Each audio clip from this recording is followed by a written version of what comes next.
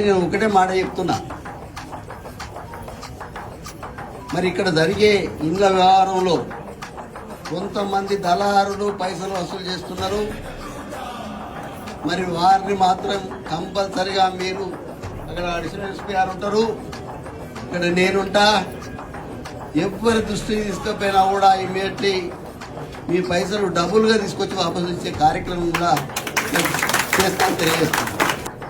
దయచేసి ఎవరైతే ఈ బ్రోకర్లు ఉన్నారో వాళ్ళు దయచేసి అది బంద్ చేయండి. దీన్ని నేను చాలా సీరియస్గా తీసుకుంటున్నా. ఎందుకంటే వరంగల్ జిల్లాలో, ఉమ్మడి జిల్లాలో ఎక్కడైనా ఏం జరిగినా కూడా నా దృష్టికి వస్తుంది. ఇక్కడే కాదు, ఎక్కడైనా నా దృష్టికి వస్తుంది.